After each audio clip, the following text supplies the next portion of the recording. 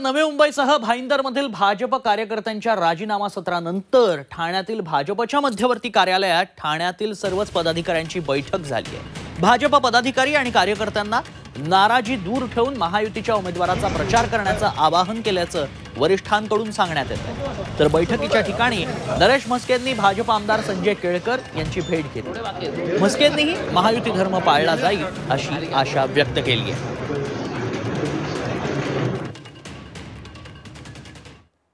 आणि त्या पद्धतीने खूप लोकांच्या भावना ज्या आहेत त्या वेगवेगळ्या होत्या, तीव्र होत्या।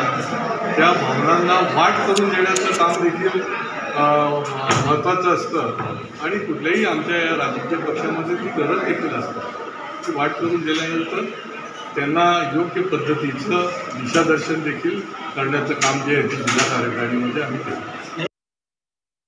काय कार्यकर्ते आणि पदाधिकाऱ्यांमध्ये खूप चांगलं वातावरण आहे। गीता जैन असतील, त्याचबरोबर मंदाताई म्हात्रे असतील, त्या स्वतः फोन करून मला शुभेच्छा देणार आहेत। उद्या फॉर्म भरण्यासाठी हजर राहणार आहेत। मी नाईक साहेबांना सुद्धा विनंती केलेली आहे, सर्व भाजपच्या आमदारांना खासदारांना सुद्धा विनंती केलेली आहे।